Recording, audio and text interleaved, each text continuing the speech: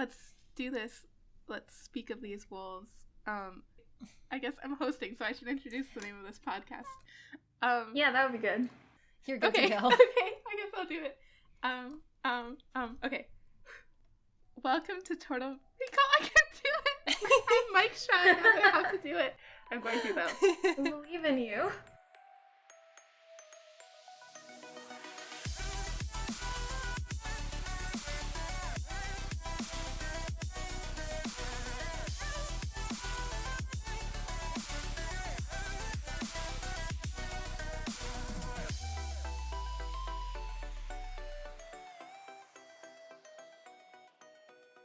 Hello, everybody, and welcome to Tortall Recall, our podcast where we reread the Tamora Pierce books and yell about them, and also laugh about them, and love them.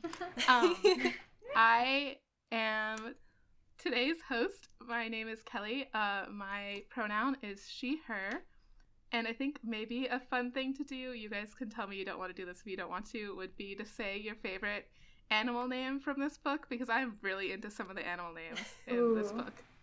You had given us some time. I know, That's a hard decision. Okay, I mean, I have one. I can go. Okay, my favorite... Wait, do you have one, I do Kelley? have Did one. you say one? My favorite is Quick Munch. That's my favorite animal name.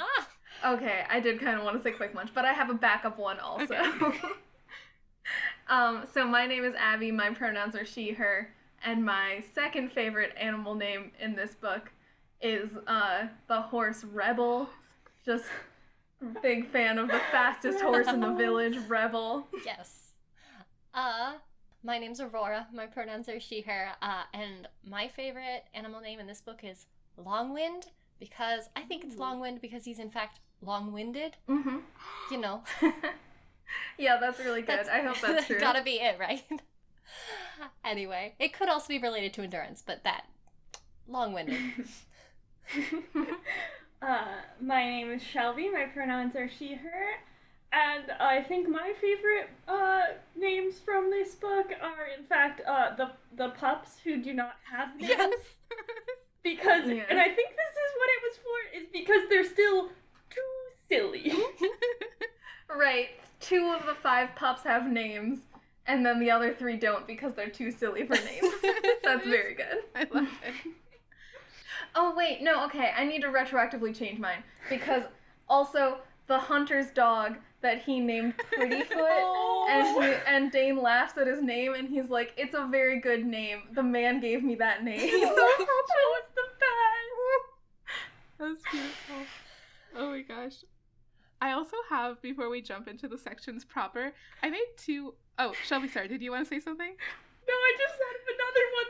There's too many. We gotta move on. There's a lot of good ones. I made 2 really amazing discoveries about this book right when I was starting to read it by reading like the beginning material, and I guess I'll share one in this podcast if that's okay. But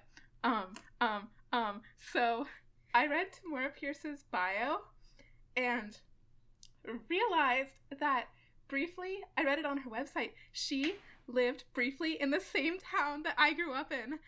Like the same suburb. Wow. And my mind is blown. I breathe the same air in the same place as Tamora Pierce. And then she also lived in like the town adjacent to mine, which is where much later I got my book signed by her. So like it all makes sense why she was like then at that independent bookstore that I went to and met her.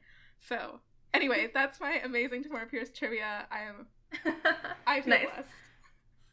I've walked in her footsteps. Maybe like gone to the same yummy yogurt or something.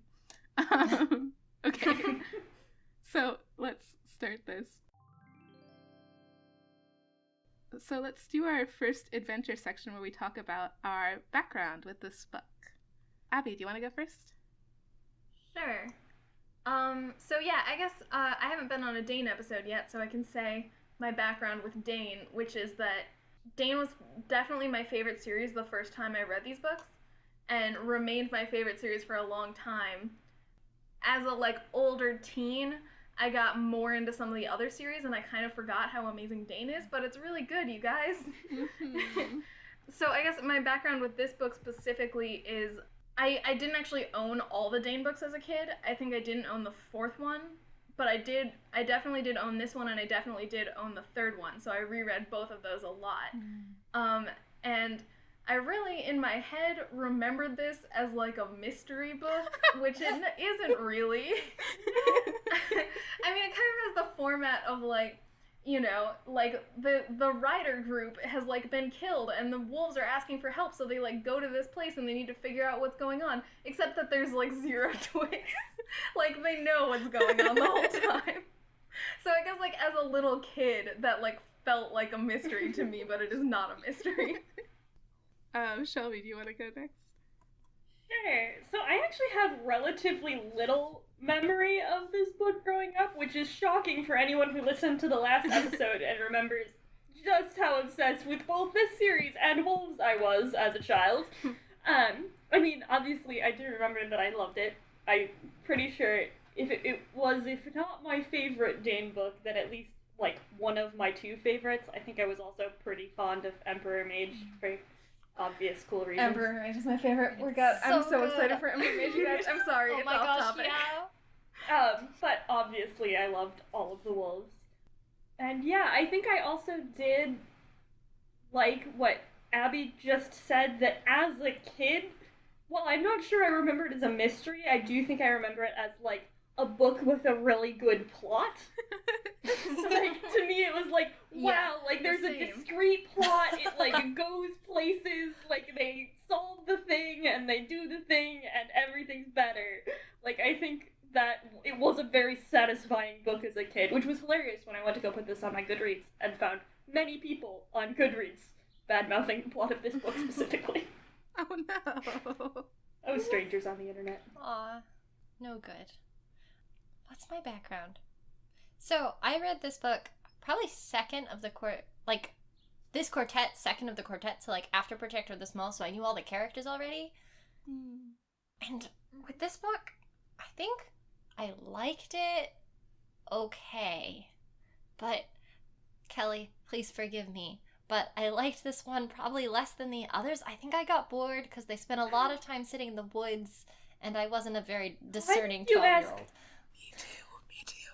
Why did you ask Kelley for her forgiveness? Sorry, Shelby, will you forgive me as well? Do you remember who we are? That's better.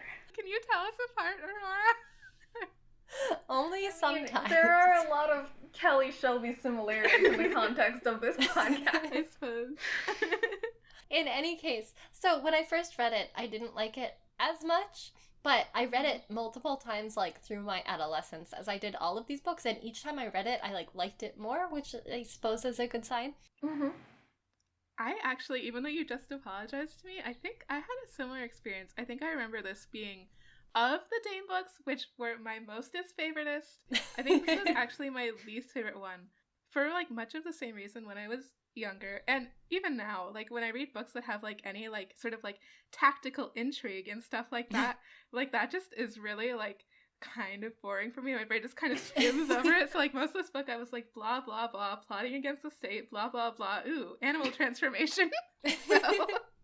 Okay, but legitimately there is so little, like, I remember this book being like, ooh, it's a political thriller, you know? It's like really, like, the plot is intense and complex, and it's just not. I know, that's like what I realized when I read it this time. I was like, why was this so hard for, like, my younger self to, like, grasp, like, so hard that I, like, skimmed over it. Like, it was, like, one thing, but it was too much for me. So... yeah, and I read it this time and I was like, I actually liked it a lot more than I thought I was going to based on my memories. Like, maybe because I hadn't reread it quite as much as the other ones, but I definitely forgot a lot of stuff. Like, I forgot about Taka, and I love him. I forgot Taka was in this too. I love Taka so much, oh my gosh, y'all. I knew Taka showed up at some point, but I did not remember if it was this book. Amazing, no, that's it's all so I can good. say. It was amazing. I don't know, like, where the appropriate place to talk about Taka is, but... I'm obsessed. We'll figure it out. Okay, so maybe let's move on to the first test, and somebody will attempt to give a brief plot summary of this book, which... It's super complex plot. It's cerebral, really. No, I mean, I don't want to mock the plot of this book too much, because I really enjoyed it as a kid, and it's a kid's book, and that's great. Frankly, I really enjoyed it this week Yeah. as well. And like you said, I feel like it is like a little bit like less sort of episodic than like the last Dane book. Like it has sort of one thing that kind of happens and So that's nice, at least. Yeah, it was shockingly structured for a Tamora Pierce book. It's true. Like, Yeah. there was an arc. Right. I mean, maybe that's what we're thinking of. Is just that all the Alana books and the Kell books mostly, and the first Dane book are just here's what's up in this person's life. They're going to a new place. They're getting a position. They're doing some training. End of book. And then this one does actually have a plot. It's true. So maybe that's what we're catching on to here. Okay. I do have a quick summary that I wrote down, but it's missing my a lot gosh, of perfect. stuff, as my summaries usually do. Go for it. So, my summary. Dane goes to help her wolf friends, ultimately saving a valley from destruction and preventing a rebellion against the crown, making good friends along the way, including animals, humans, and immortals. That's all I got. Nice. I love it. That is what happens. It is what Right. happened. I mean, right. Basically, what happens is Numair and Dane go to help out Dane's former wolf pack who needs help. They go talk to the humans. The humans seem really evil. It turns out that they are in fact very evil. The lords and mages specifically. Some of the other humans are fine. But right then Numair leaves to get help. Dane gets trapped in the valley because they put a magical barrier up. She makes a lot of friends with immortals and animals and also some humans. They do some fighting. Book is over. That's about They it. do some, coalition building, excuse me, do. and then they That's do true. some fighting. Yeah, I mean, we don't actually see most of the fighting. We see they have a plan to draw the people out, and it involves the immortals, the ogres, and also the village people a little bit, and they let a 10-year-old sneak into a fort and light fires. Yeah, Right. I was a little, yeah. Yeah. To be fair, when we say they, I mean, I guess hypothetically, Taka could. Oh, There actually, were adults Numair was there. involved in. Numair, I don't know about Numair, but there was also another adult there. Tate, the hunter, right. was there. Yeah, they were let's just let this 10-year-old do it. Perfect. Questionable. Also, Oh. Dane learns how to turn into animals. Yeah. Yeah. That is true. That is a pretty, Yeah. actually, one of the larger plot points. Yes. Yeah, I was just listening to the previous episode, and I'm kind of sad that Amy's not on this episode because one of her fan theories was just Dane turns into a literal wolf. I know she keeps saying that, and I'm my but if they're an animorph excuse is soon gonna be running out because I'm not gonna be able to use that to deflect things any longer after this book is We over. definitely need to come up with a few more stock lines to give Amy because her fan theories are just too good. I need help. I mean, we can just shift the Animorphs theme and just be what if they're all aliens? Oh, okay. From now on, Perfect. what if they're aliens? That's good. That works broadly, I think. Okay. Oh, I have a quick side note before we're done summarizing things. I mean, we're done summarizing things, but it's about summaries. Okay. Before Okay. we leave. So I'm historically bad at doing summaries that are more than half a sentence. So I went to Wikipedia to just get an idea of what a good summary of this book might look like. And y'all have to look at this summary because it's terrible. Oh my god. Some of the things are just blatantly wrong. I mean, don't look it up right now, but for your future. Wait, I want to know so much. It's But we are gonna look it up right now because we need to. no, they just have some facts in there, unless it's changed recently towards the end that are, incorrect, and they leave out all of the important bits. And it's a bad summary. I don't know who wrote it. Well, the summary in the front matter from my copy of this book says, with the help of her animal friends, Dane fights to save the kingdom of Tortall from ambitious mortals and dangerous immortals, which is basically every book in this series. So I'm not really That's sure true. That's helpful. That's really just a summary of the Immortals series. Yeah, thank you so much. Well, shall we move on to the Renland Dominion Jewels plot and world building Yeah. section? Yes. World building! Oh my gosh, I'm really excited for this because I feel like this book in particular, brings up a whole bunch of structural things about the relationships between mortals and immortals and Dane's magic and stuff like that. So I'm super stoked. Yeah, there's a lot of good magic world building in this. Shelby, you look excited. Do you want to start?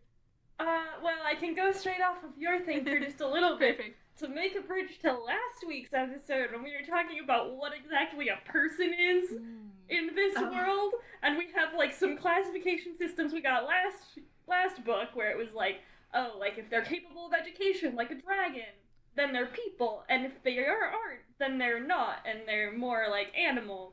But not people with a capital P, because that means animals. Sorry. But in this book, we got an entirely separate way of distinguishing animals and what do I call them if I can't call them people? Yeah, humans. Two-leggers? I mean, some of them That's don't have also two not legs. useful. Anyway, the other distinction we have between lowercase p people and animals, capital P people, was whether or not Dane can mind speak to them. Yes! Oh my god, yes. Mm-hmm.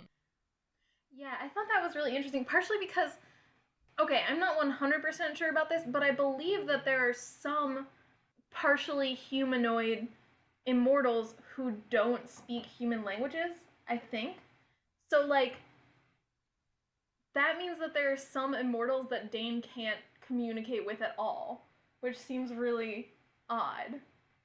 Can she mind speak with Stormwings though, or did she say that she cannot? I think she can't. She can't human. speak. No. Okay. On the other hand, I was kind of assuming part of that was like, if they can speak human languages, she can't. I don't know. Yeah, I mean, it's still, I think, just kind of a fuzzy boundary. We don't have it totally sorted out yet. I mean, we'd really just need to sit her down in front of everyone. Yeah. Let's just have her speak or not speak. I mean, also, part of this, I think, that makes it a little bit tricky, that I'm sure we will talk about more later, is that Dane is a Stormwing racist. So she's, like, inclined to not see them as people and instead see them as monsters. But that's not a real distinction. That's just a Dane opinion. Yes. One thing that I found really interesting also about that, like, particular distinction, which Tamora Pierce, like, made, like, super clearly. She was like, these are the immortals that Dane can talk to, and here's why, is that then she sort of, like, proceeds not to talk to those immortals. Like, she's like, I can mind speak with humanoid immortals. When she's, like, facing down, like, her, like, ultimate enemy in this book, which is the Cold Fang, she doesn't, like, mind speak with the Cold Fang and be like, hey, stop. That's a great point. And she, like, also, like, the Huroks, like, in this book, she treats them specifically like monsters and super repulsive. And she does, like, speak with them while she's a bat, but she doesn't speak with them as a person. Yeah, well, she doesn't actually speak with them as the bat. The bat that she's with just talks to them. Yeah. Which I think is also related to a thing that you guys talked about last week, which is, like, can animals just talk straight to each other without Dane around? And I think the answer in this book is yes. The answer in this book is definitely yes, and I think we'll get to that more in very fast bio. Oh my god, I have so much very fast bio. I bet I have the same very fast bio. Yeah, I think there's gonna be quite a bit of that. Yeah, I just thought that was super interesting, because Tamora Pierce is, like, very clear about, like, this is who Dane can talk to, and then, like, the end confrontation, like, she totally, like, ignores that. Like, why didn't Dane, like, talk to the Cold Fang? Or, like, she's suggested that Dane can, like, use her, like, powers of speech to sort of, like, force animals to do things too. So theoretically, potentially, she could force the Cold Fang to, like, not kill her, but she doesn't do that at all, or hear its voice or anything. I think it might be slightly really different weird. with a more, so she, like, with, like, capital P people, she can, like, force them to do things. But I think it's different with immortals, right? Like, she can talk to the animal ones, but can't, like, make them do stuff. Or... I mean, we don't know, but I think that would be a very plausible explanation, given that, for somewhat spoilery reasons, we do know that her magic sometimes interfaces differently with immortals. Yeah. But right, I don't think we have any examples at this point of her even trying to compel immortals to do things, so...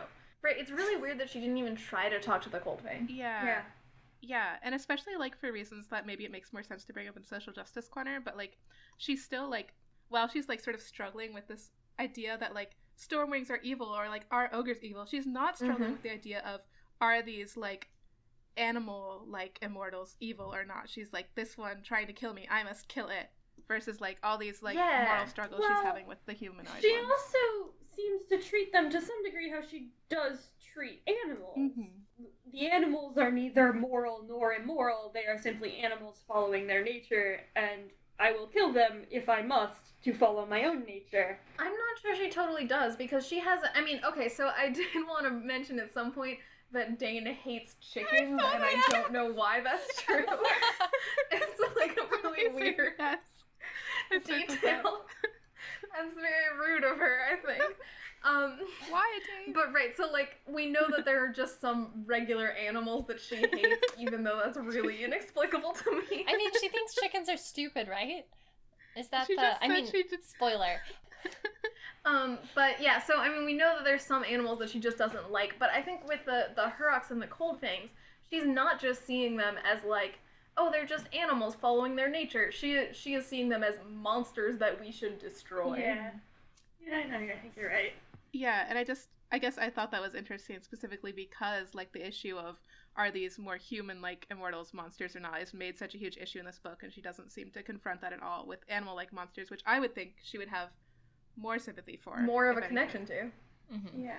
Although I think this does evolve over the course of the series, so I think we'll have to Right, this continue is to... definitely an ongoing thing. But it is interesting that to start with, the sympathy seems to be more focused on the more human-like immortals in this very animal-focused series. Yeah, which kind of makes sense for the reader, but doesn't make as much sense for Dane, because Yeah. she's always had an easier time relating to animals than humans. Mm-hmm. Cold fangs are pretty cool, though. Just in terms of, like, a general concept. I have in my notes here, Aurora, cold fangs are super cool. Literally. Nice. Oh no. I thought they were a very cool concept, but I thought that they were kind of lazy as a name. I mean, Like, yes. you know, I feel like... What do they have? Other monsters, like Stormwings and Spiderins and Huroks, those are all names that I'm like, yeah, that's a fantasy monster name. And then Coldfang is just like, they're cold and they have fangs. It sounds like something someone unimaginative would name their pet immortal. Yeah. But, It's like a warrior cat name. I mean, the whole thing about how, if they're like the Stormwings and how immortals in general are supposed to be kind of like embodiments of moral lessons to humans, then the Cold Fangs make a lot of sense and are kind of neat. They're like karma for people who steal things. Except, you know, Yeah. they can't distinguish between like Robin Hoods and people who steal things that Yeah. in bad ways. Yeah, I found them really cool as like a very plausible immortal myth. Like a very plausible mythical creature Mhm. that doesn't seem to have any basis in a real mythical creature. Obviously, a lot of these immortals don't. But, like, the Cold Thing was the one where I was, like, the most, you know, I could totally imagine that this is just from a myth, you know, a mythology that I haven't encountered yet. Mhm. And I did Google it just to make sure it wasn't. I also was kind of interested by, I guess, a thing that ties the Cold Fangs to the Stormwings a little bit, which is that, you know, the Cold Fangs' whole thing of, like, guarding things and going after thieves makes a lot of sense, like, in the context of them being, like, used by humans. Mhm. And I think that's also true. Like, I don't know if we know exactly where Stormwings came from. Like, people talk about them a lot, like, as if they're created. Like, Dane mentions that their metal feathers have been, like, wrought to look like real feathers. And, like, we know that they reproduce, but I kind of wonder if at some point they were, like, created by either humans or gods as, like, a scourge on humans. And, like, if we ever learn about that? We do. Yeah. Okay, cool. I didn't remember. Wait a couple We can save it Spoiler, as a spoiler. surprise for you. Yeah, I figured that that Stormwings were, like, created at some point, but I was wondering if that was also true of Coldfangs, and, like, if so, how many immortals that's true of. Yeah, I mean, that seems very plausible. I don't remember the degree to which we get that answer, but I do, like, from a meta level, just love this kind of immortals mythology of, like, you know, in our world, we invent these myths that convey values, that convey, you know, social rules that we want our children and our society to have internalized. But in this fantasy world, that has been made real. Like, somebody went, and this is a little bit of a spoiler, but yeah, as you noted, there is some level of creation here. Somebody went and said, we need these people to learn not to steal, not to do war, like, so we're gonna create this embodied lesson. Right. That's such a cool world-building concept. Yeah. No, but right, it's something that I'm so interested in because, like, it's so clearly, I mean, not 100% clearly, but it seems pretty true of those ones that they are, like, this you know, embodied fable. Like, they are this, like, lesson for humanity. But then, like, things like dragons and basilisks and ogres seem much more like they're just a people that happens to exist and be immortal. So, like, where did they come from? Yeah. Speaking of basilisks, I have a question. So, basilisks are very lithe. They're thin creatures. But also, they are the strongest creatures ever, in the sense that, like, Taka could just, like, carry Mara all over the place on his back. And he's biting rocks. Yeah. So his jaw must And be pretty strong. he's eating rocks with his face. He can also run faster than a horse. Yeah, so, I love him. my friends, what are basilisks' bones made of, such that they can do these wild things? That are rocks. I don't know. Magic. Magic bones. Yeah. Got it. They are Swords. made of magic. Also, I thought it was cool that they brought up the distinction that immortals have, like, special silver claws, and that's how you know they're immortal. Oh yeah, I like that too. Spiffing. Yeah. I also do just love the, like, also, once again, the world building and the immortals, the basilisks, like, obviously have a tie to our own basilisks, and they can, you know, turn things to stone. But, like, it's very practical. In some ways, they are, like, the opposite of the other immortals, who are, like, these new lessons that we don't have in our midst. And rather, for them, like, rather than them, like, turning people to stone just for kicks, or whatever. Ancient racism, like, if you're in Harry Potter. Yeah, well, that. But also, I kind of feel like basilisks in, like, real-world mythology can't really control it. It's just, like, if you look in their eyes, Right. you're turned to stone. But in this one, it's, like, very deliberately they do it, because they Snacks. eat and they eat rocks, and there aren't enough rocks around. Not enough. You know, them being a rare resource.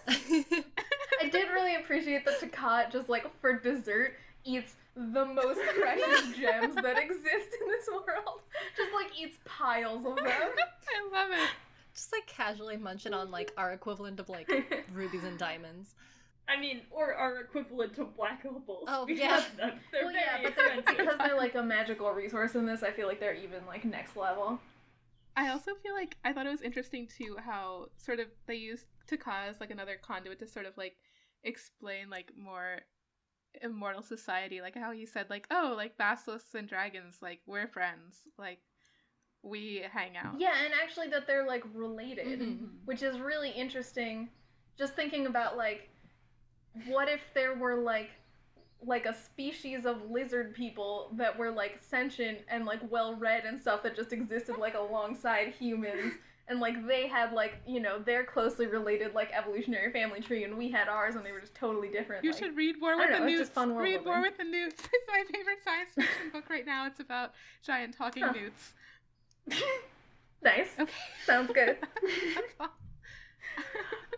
So while we're on basilisks and dragons, I can throw in one of just my favorite moments from this, Please do. which, like, I don't know where it would have gone otherwise, but the thing that when Taka needs to distract Numair from Oh, yeah. getting distracted by, like, the academics of the situation, he's like, oh, I just told him, like, he should do it later so he has more time. It always works with the dragons. They're crazy academics, too. That was that's like one of my absolute favorite scenes in this book. I'm so glad you brought it up. I just, Oh, it's so funny. amazing.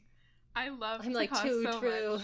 I just like, I also appreciate sort of how he sort of like brings in also this sort of like idea of like immortals having like very different like personalities and like modes of living, where like basilisks, or at least here, are like these sort of like traveled like scholarly like peacemakers, which I thought was super cool.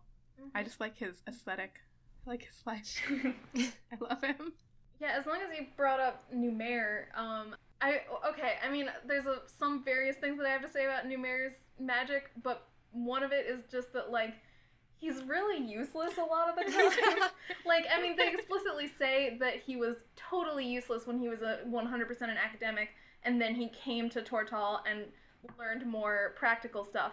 But, like, he's still pretty useless a lot of the time. Yeah, and it's this interesting mix of, like, he's just useless because his magic isn't that helpful, versatile, whatever, and the much more classic, like, well, we have a really novice of the main character whose teacher is, like, the most powerful wizard in the world, and so, much like Dumbledore, just disappears all the time.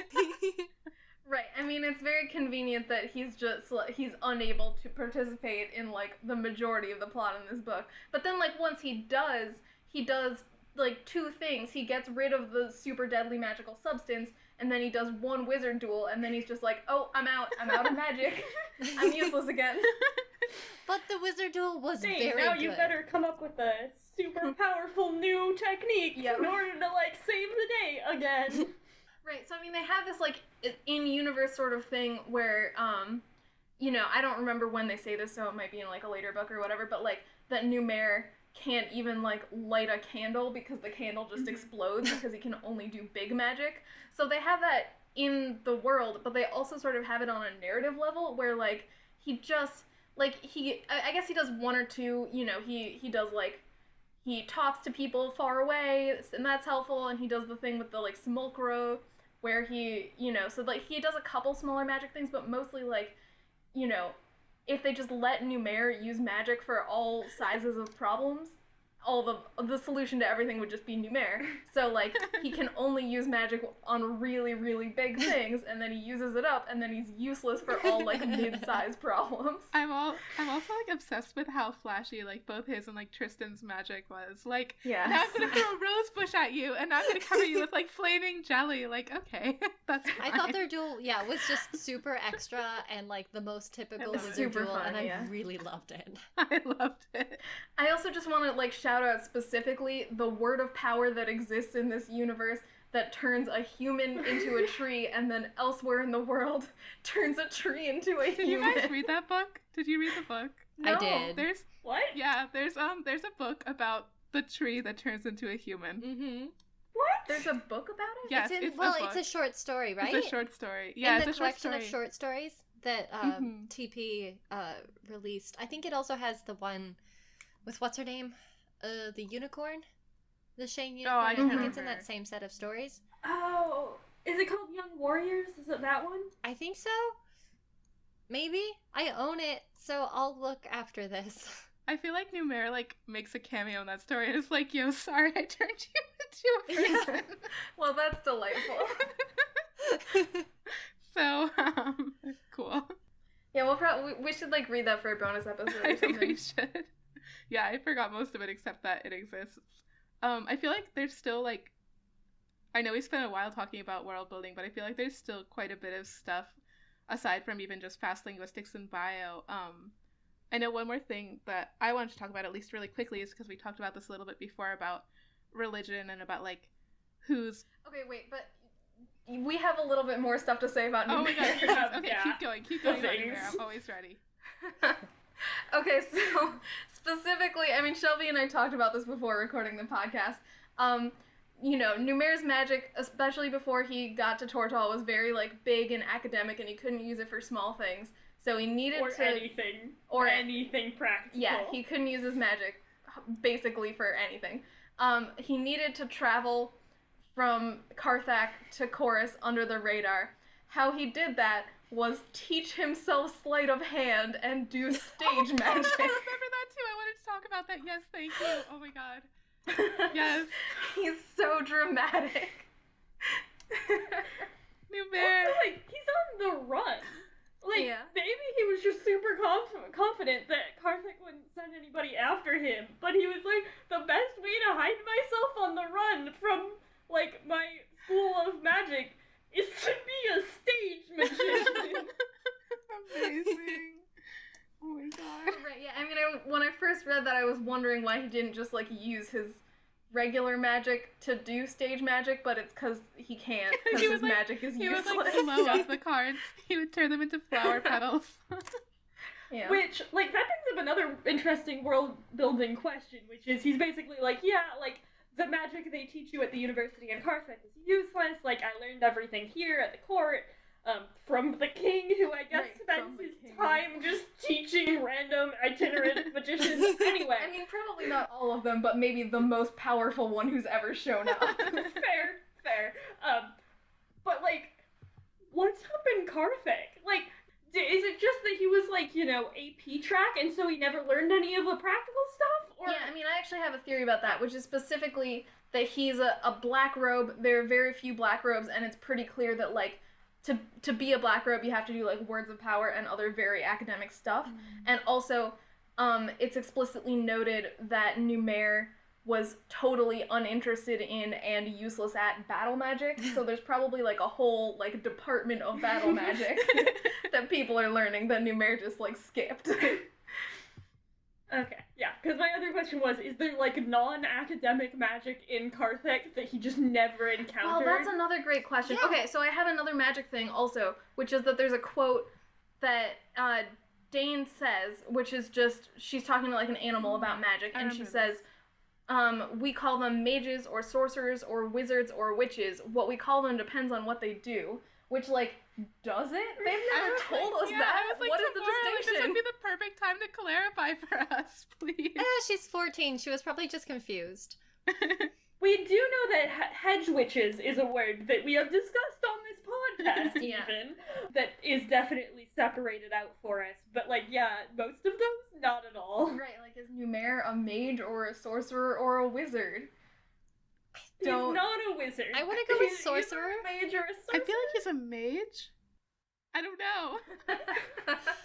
Okay, so it's unclear. We will discover more about, I think, I'm not going to give it away now because I think we should talk about it in the next book, but we'll discover more about, like, the different kinds of magic people learn in Karthik when we go there. Fair enough. That's fair. On vacation. With the absence of Amy, who doesn't know anything, we all have to take turns completely forgetting what happens in these books so the other people can sound smart. That's a good strategy. Oh, if we're still talking about magic, yes. I have a question. Though Dane's magic is like different magic, it's not like magic. It's magic, but it's not magic. You know, it's Dane magic. Anyway, so she's turning into animals now, right? And she does this multiple times, like, kind of halvesies. It's like if you take a polyjuice potion and it goes bad. Yeah. But so... Which, it must be horrifying to look at, by the way. Like, all our friends are really chill with it. I know! Like, when they said she turns into a squirrel, but she's still a person, but she's a tiny, hairy person, I was like, what? Yeah. Yeah, that was my big question. Like, how exactly is this working? She mentions, like, in passing that it starts with her bones. And I was just horrified. Yeah. Yeah. Yeah. Right, like, she doesn't really experience it very much, so we don't get to, like, know what it looks or feels like, but there are people there when she's doing it, so they see it, and it's probably not good. Yeah, thank you, Tamora Pierce, for avoiding the body horror direction that this could have gone in. I think we do see it in later books from the outside, but not as horrifyingly, because she's just, like, more capable of doing it. Yeah. And then kind of going off that, with regard to her magic, so, like, how come her blood and, like, the consumption of her blood makes animals even more, like, weirdly human? Like, is she, like, a secret, like, vampire, sort of? Like, I don't understand. Is her blood more, like, potent than her getting in magical contact with them? Also, why does it make them more human? I don't know. I feel like that's actually a pretty standard magical trope. Like, I mean, it comes in a lot more horror-y versions. That's fair. Like, for example, you know, eat the heart of your enemy type versions. But even, like, drink the blood of something to gain its powers, like, I mean... Yeah, that's pretty classic. Yeah, I just because we have not let a single Harry Potter reference pass in this particular episode, like, unicorns? Yeah, there you go. This is our new Harry Potter fan cast. Also Harry Potterish. I just want to build off of this. Like, I'm totally feeling Dane's, like, angsty teen vibes in this book, just like Harry Potter. So. Just wanted to bring that up. Solid. Yeah, Dane gets a good amount of angsty teen. Like, I feel like Alana, you know, starts as a 10-year-old, and then we, like, skip over a lot of her teen time pretty fast, and then she's an adult. But Dane is, like, prime angsty teen years, and it's great, honestly. She talks back to God. Yeah. I love it. The moment when she's just like, sometimes I need to be told it's not a crime. Which I loved, Yeah, honestly, really because he was like, That was when the Badger showed up and was like, Dane, we brought you here for a reason, blah, blah. Like, I thought you would have figured it out by now. And she was like, no, I didn't. And I was like, that's relatable. Like, why would she? If anyone's wondering what the, like, anguished barking in the background is, my dog has decided also to be an angsty teen this episode. Angsty Oh, teen. poor BB. I also liked that Badger moment as, like, the second, like, I know in the first book we made a big deal out of Dane's, like, could she be a hero too? No, she couldn't. I felt like that was the same thing where she was like, I'm just 14 and I'm tired and I'm cold and I can't do this. You'd get somebody else. I'm just a normal person. And I was like, Dane, no, you're not. I love that because she's like so not a normal person, but she is 14. And that's like a pretty reasonable complaint. Also, at that point, the Badger was like, of course you have to do it because you're the only person who can talk to, like, animals and immortals and humans. But Taka can do that too. And at the end, they make a big point of that. At the end, they're like, Taka has mistakes. He has to translate for the animals and the immortals and the humans. Like, she's not the only person. Right, no, I mean, like, you know, I'm sure we can talk about later why, like, Dane specifically works as a bridge between these three groups. But right, she's not the only one who can communicate between them. Oh, I just thought it was a really cool, especially, which I think we'll talk about next episode, you know, this is a book with themes of, like, pollution and stuff. I thought it was a really cool, interesting mechanic to have, you know, this whole area where it's really hard to detect magic because it's close to the city of the gods, and so magic has just, like, permeated the land. Mm-hmm. I also thought that was funny. Also, another Harry Potter reference, that's, like, totally Hogwarts. I know that this book predated Hogwarts. I'm pretty sure. I actually have no idea whether that's true. I mean, so City of the Gods is, like, Hogwarts, like, level of magic just permeating everything except for, like, hundreds of miles in the entire, like, northern part of Tortall, which is pretty impressive. Mm-hmm. This is, as long as we're just doing, like, all the Harry Potter connections we can think of. They did mention that, we know that they're, ungifted, non-magical people who are, like, uncomfortable with magic and, like, prejudiced against it. In this book, we also get that there's a magic person who is prejudiced against non-magical people. Yes. Oh my gosh. Next to the section, I think this is what you're talking about, where Tristan and Numera are fighting, and Tristan was like, oh, Numera, like, you were always saying we should respect, like, non-magic people. I literally, like, wrote muggles next to that and, like, circled it and an exclamation point. I wrote, does Tortall have Death Eaters? See, I find this fascinating because going to the City of the Gods thing too, like, I feel like the group we know in some ways the least about in Tortall is the pure magic users, which is weird given the amount of magic that happens in these books, but, like, we never go to the City of the Gods. We don't really know what their training is like for the most part. And, like, all of the magic users we see are generally ripped out of and often, like, somewhat forcefully against their like, the context of people who just do magic as their thing. Like, most people have deliberately chosen not to go to the City of the Gods and learn magic. So... Right, I mean, yeah, so we get a lot of, you know, obviously Numera is, a very magic-focused character, but it's an interesting choice to have, you know, this is the magic series, right? In comparison to most of the other ones, like Alana and Kell and Allie, and, like, those are all much less magical characters, but Dane has weird magic, so we still don't get just, like, what regular magic in this world is. We have, and more importantly, we have no idea what magic school is like. Magic school! Magic school books! Give us our magic school! It's probably school. Literally the Numera books that are coming out, but that's not Tortall magic school. That's true, that's a different magic school. Oh my gosh. Not all the magic schools. Wait, that's amazing. I never even considered the possibility that those Numera books could be the Harry Potter of the Tortall world.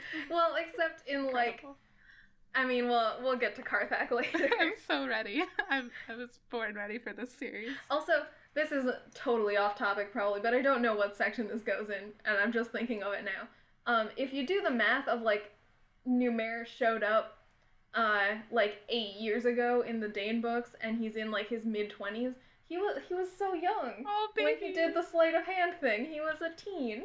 Oh. Precious. Also, a total Numair non sequitur also, but I realized, I think in between this and the last podcast, when Amy was watching Halloween Castle for the first time at our house and I looked over her shoulder, I was like, wait, like Numair's self and like Howell's self, like in very many senses, like totally overlap in my mind, so.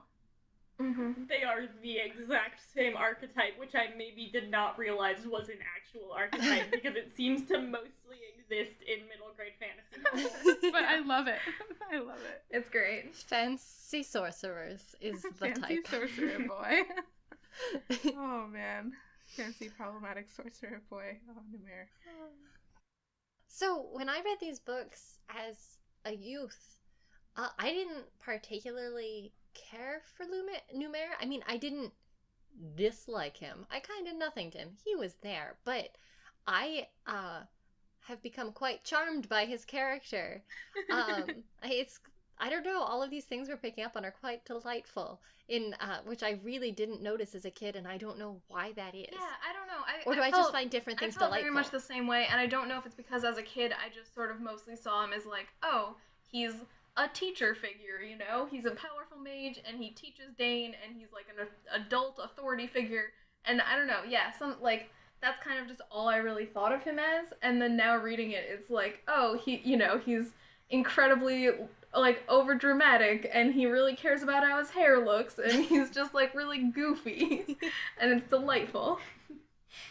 I find that interesting because as a young reader, I, like, absolutely adored him. Like, I loved him so much. Like, I loved Dane, too. Like, she was the main character, and she had special animal powers, but he was, like, in all the series, like, my second favorite character, like, before Lana. And maybe that's just because I liked the aesthetic of, like, being super powerful at magic, and, like, him sort of being, like I said, like we were talking about earlier, like, it's sort of a portal into, like, this specific, like, academic magic using world, which, like, for me was a lot more accessible than, like, the, like, fighting world. Like, if I were to transport myself into Fantasyland, I would much rather be, like, an academic than a knight. I mean, I think that's probably true of me, I too. super liked him. And definitely was as a kid. I was aligned with the, like, magic users rather than, like, the sword users. But, yeah, I don't know. I guess partially also, I think, as a kid, I sort of wrote Numair off as, like, oh, he's just, you know, he's the most powerful sorcerer in the land, so there's, like, not a lot of, like, interest in that, I guess. Like, you know, I don't know. I didn't see the interesting parts of his character as a kid, which, I mean, I know a lot of people did, and a lot of people really like Numair, but I'm really finding him a lot more charming this time around. A few more world-building things. Oh, one thing that we talked about before that I just wanted to follow up on, because it came up again definitely in this book, is I think one of the previous episodes I asked about, like, oh, do, like, animals have their own gods? Do immortals have their own gods? And in, like, this book it's very clearly answered, like, yes, animals have their own gods that they interface with.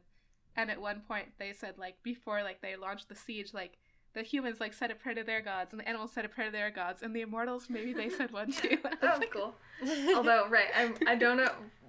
I would like to know what I mean, especially if the immortals literally live in the divine realms where the gods also live. Like, how does that affect their prayer or whatever? But I also had a question about animal gods, which is, we basically get 2 gods per species of animal, or at least that's sort of implied, I thought. You know, there's 2 wolves, and there's, you know, we meet the male badger god, but there's implied to also be, like, a female badger god and stuff, you know. So, like, do all animal species have exactly 2 gods? Because humans have this, like, incredibly large pantheon. Yeah, it's sort of interesting, like, you bring up, like, that they sort of treat, like, animals, like, as a class that is akin to humans, whereas humans are, like, a single species, actually. So shouldn't animals each get, like, their own pantheon if they want?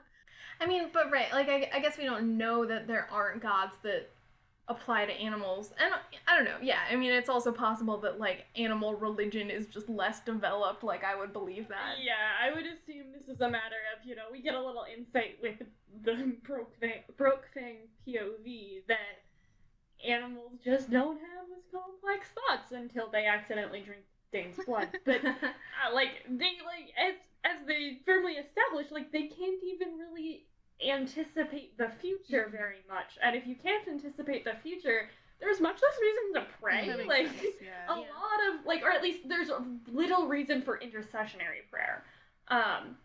So, like, there's relatively probably less reason for them to have developed religion. And so, 2 gods might be good enough.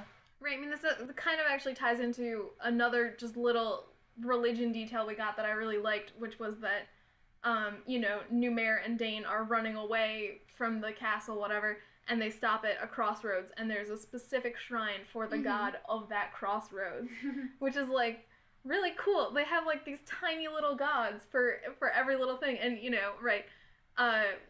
Dane asks Numair, like, are you leaving an offering for the god? And he's like, no, but then he bows in the direction of the shrine and is like, no offense meant. So, right, like, the idea that humans have, the god, a specific god for traveling through this one crossroads, as opposed to animals who just have, like, the wolf god. This may also explain another world-building note we got here, which is that the Divine Realms is too crowded. I know. Oh, I like Yeah. that. I like that too, Yeah. especially with, like, the idea that we touched on before as well about, like, are immortals, like, supposed to be in the Divine Realms? No, they're not. Like, people put them there.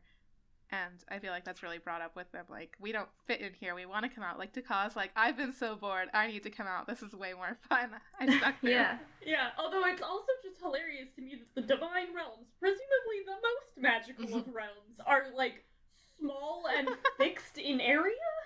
Yeah. Like, the gods can't just be like, yeah, we can open another subdivision. Like, what?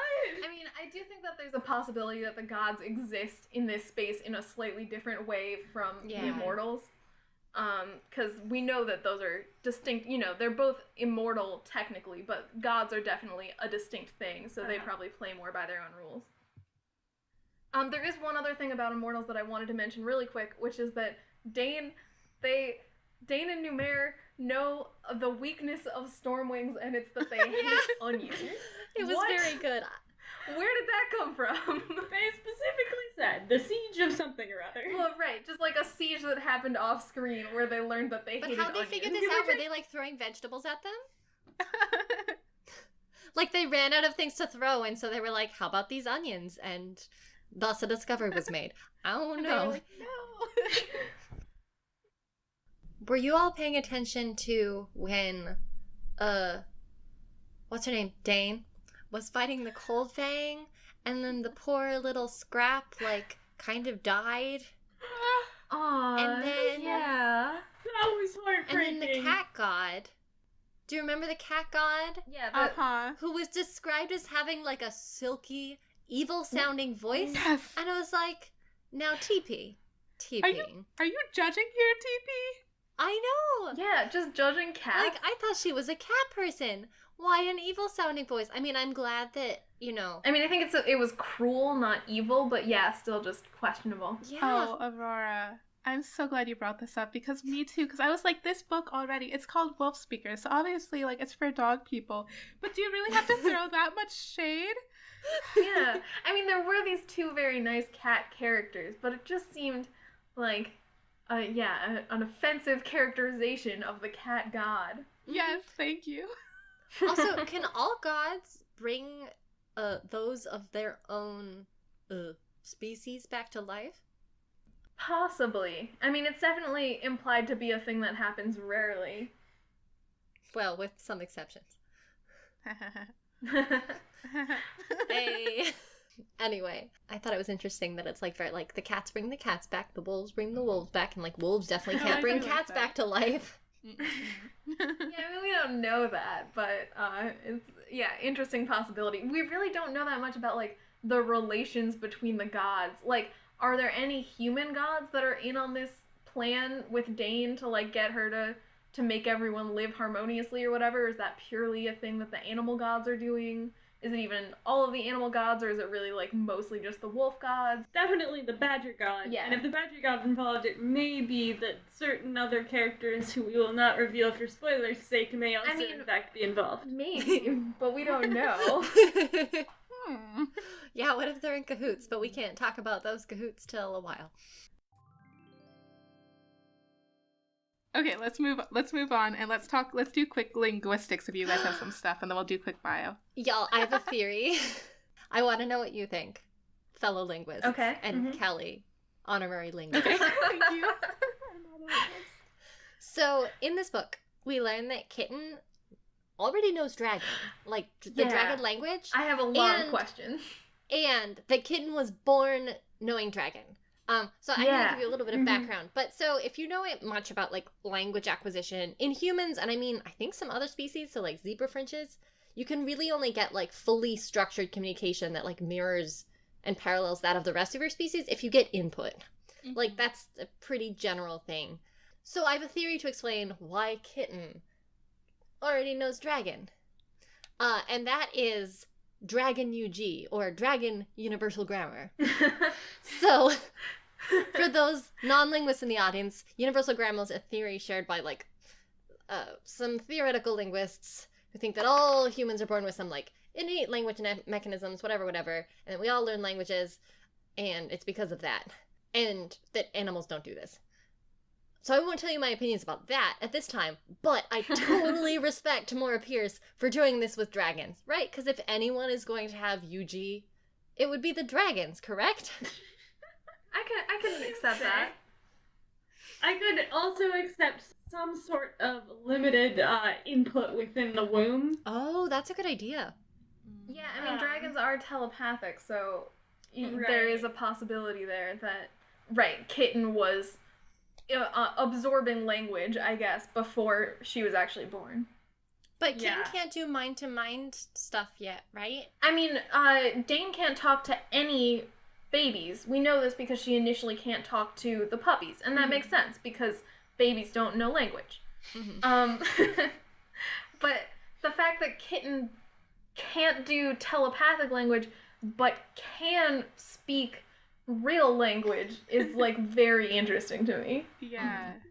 It's also kind of funny in terms of, like, also comparing it to human language development, because we know that, in fact, with human language, the actual straight-up movements of the mouth are part of what delays it. And thus, you know, it's easier for babies to learn sign language earlier, which doesn't require as much small movement. But the fact that in dragons it appears to be the opposite, and in fact all of those complicated movements of the vocal cords. Is Kitten talking like a toddler? Like, is she, you know, I guess how developed are, like, her thought processes and stuff? Or, like, you know, if Dane could talk to her, would she be, like, you know, as, like, cognizant of her surroundings and stuff as, like, a kid? I mean, can talk. She seems to be able to understand Dane pretty well. He understands lockpicking. Yeah. So, yeah, I wonder. It's a weird asymmetry between, like, the way that Dane interacts with the rest of... And it really, like, you know, if Kitten is actually fluent in a language, it really seems like Dane should make an effort to learn that language. Yeah, it can't be that hard. Okay. To keep us on track for this very, very short linguistics, I have another linguistics thing. Yeah. Which is, Dane is called Viralidane Sarastri. Sarastri is noted to be a matronymic.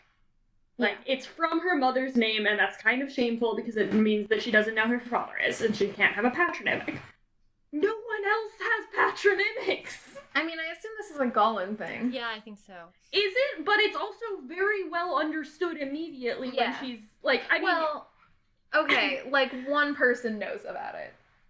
Well, but she also, like, avoids ever saying her last name because she's worried about people knowing about it.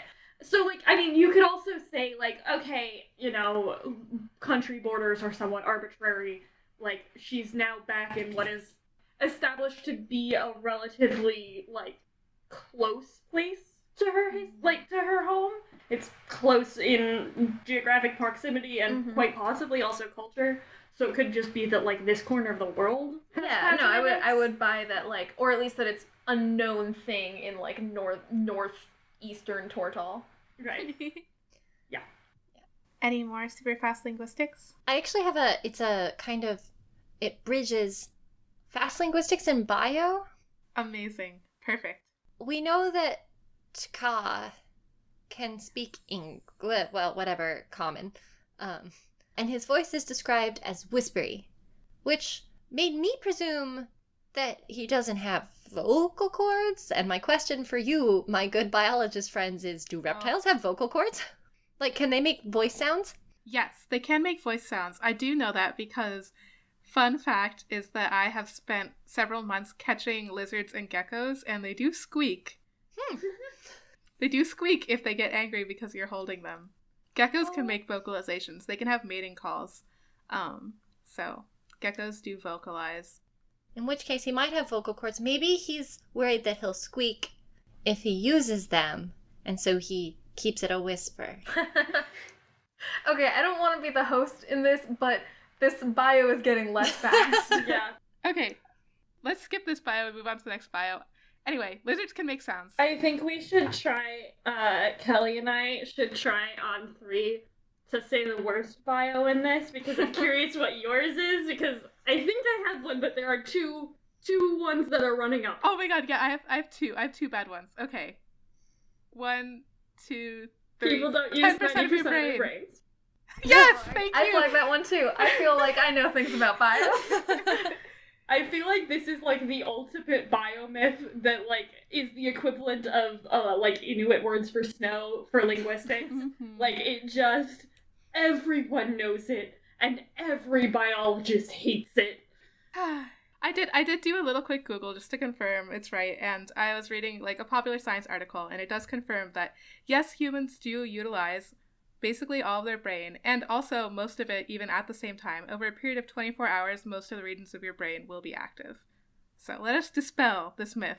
90% is not empty space, Tamora Pierce. Dispelled. Yeah. Okay, runner-up for worst bio in this, for me, it was definitely the color vision. So color blindness is not necessarily black and white. It's true. You might know this from literally any humans who are colorblind, Yeah. who are generally red-green colorblind. Dogs very similar. Wolves very similar.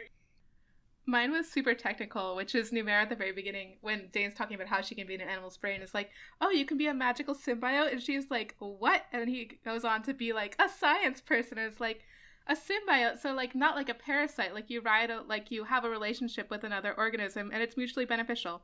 Symbiote is an umbrella term for a close relationship between 2 organisms. It includes parasitism as well as mutualism, which is both benefit, and commensalism, which not necessarily both benefit, but there's not necessarily a negative impact either. So not quite correct there, Tamora Pierce.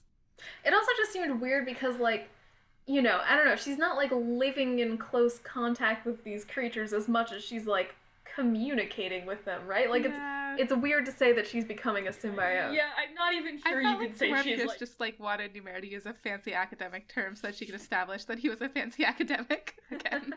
Oh, but that actually gets to what I forgot about my 90% of the brains thing. Like, do they have neuroscience? This is Why a great do they question. think they know how much? Like, okay, so, like, I guess it's quite likely that because Tamora Pierce is not a bio person, clearly, she just doesn't know that's a myth.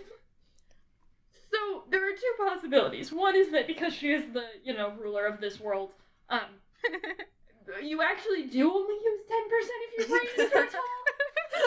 And they have somehow detected this, presumably through magic.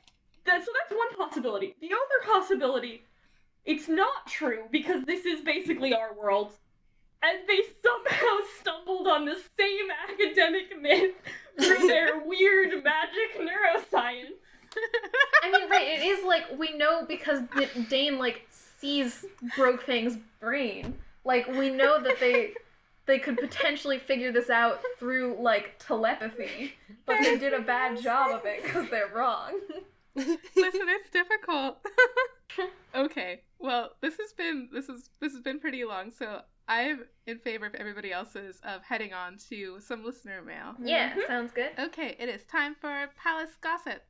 And first off, I have a note here that says, Tumblr is confusing and we are sorry. Well, not just that we're confused by Tumblr, but also that Tumblr is a bad website with bad code, and sometimes it just doesn't tell us if you said a thing.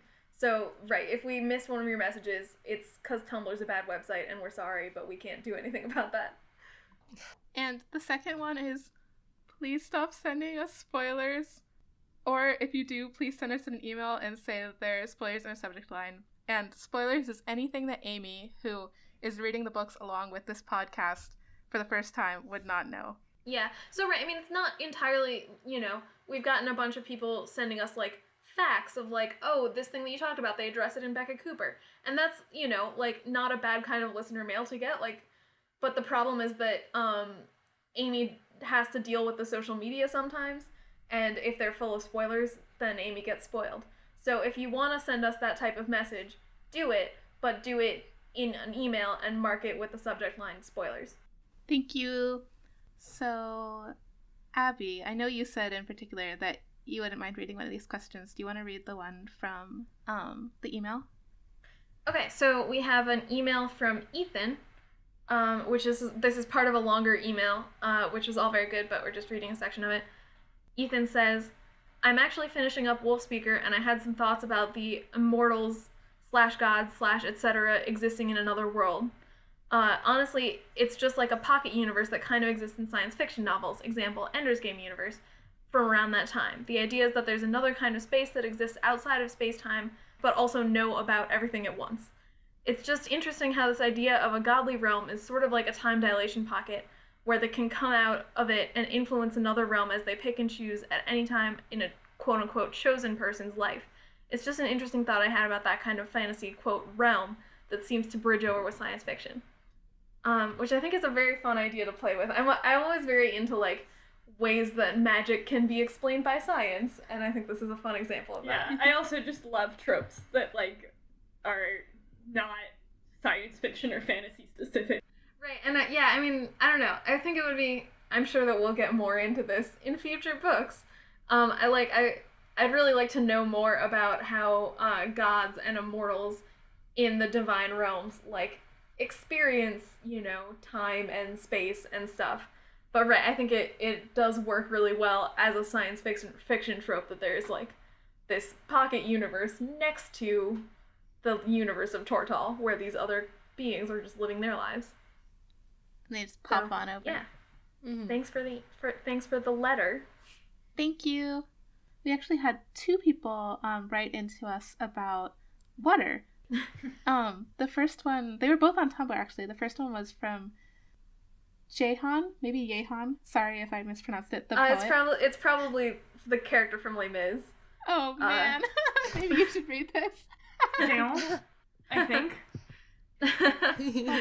Anyway, it's from Jehan the poet, approximately, the Les Mis character. Thank you. And the letter is, I loved how you guys talked about cold and salt water conducting magic. BC, I guess as a kid, I knew salt water conducted electricity and just didn't question the cold. I think maybe the idea was that the cold is invigorating, so if you're tired it can help wake you up and focus your magic. Also, after doing some research on the internet, it looks like there's a not substantiated theory that cold can make you physically stronger. Huh. Which is fun. I think that it could be, like, just a thing of, I don't know, like, triggering some, I don't know biology, but, like, I do think, like, cold water does wake you up, so I can see that. Yeah, it might just get, a stress response going. Yeah.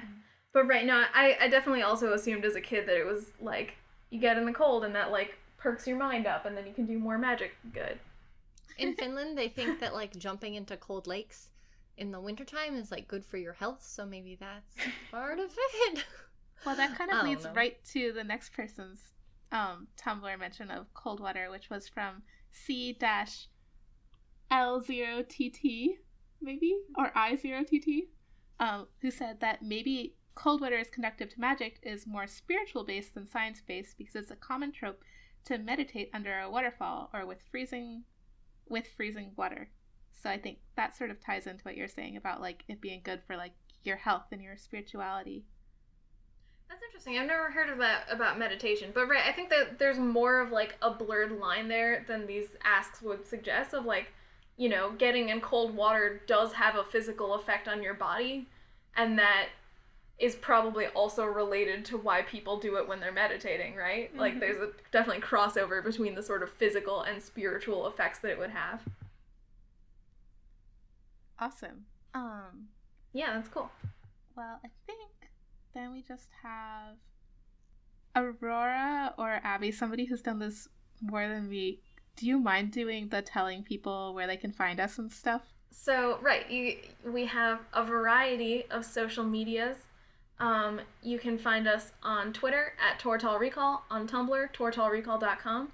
You can get in touch with us at our email address, tortallrecall@gmail.com, or on our website, tortallrecall.com. We're on iTunes and a variety of other podcast platforms, and you should leave us a review on iTunes if you haven't done that. That would be really nice. Also, I wanted to mention, probably not up as of the release of this episode, but hopefully will be around the time this episode is released, that we are starting a Patreon. And that will be patreon.com/tortallrecall, I believe. And it's really like, you know, we're doing this completely for fun.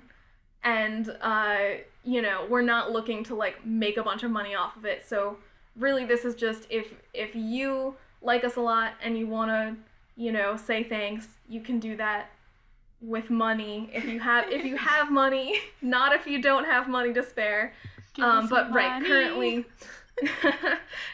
we are losing money on this podcast because we have to pay for hosting and stuff. So if you wanted to help us break even on this podcast, consider checking out the Patreon. And we have some thank yous to thank. We'd like to thank our music, which is Greensleeves by Zetta. And we would like to thank a bunch of people who gave us some social media shout-outs. We got a review from the Knights Who Save book. Thank you. People to thank on Tumblr are That Random Fiend, Aphrodite Team, oh man, Jehan the Poet, I did it again, C-a-lot, Ranger Danger with some X's in there where you might expect A's, Terror of the Seas, and Nightet. Some people, special person to thank on Tumblr. We got our 500th follower yesterday, and that was Knit and Crit. So thank you, Knit and Crit. You won the prize. You're a 500th follower. The prize is thank you. So I think that's it for us. If somebody wants to do the sign off, is there anybody who hasn't done it yet? Abby, have you ever done it? Okay, I've never done it. Abby, you gotta do it. It sounds like it's your time. I've been staying quiet about it, but okay, fine. See ya, Tortallini. Yeah.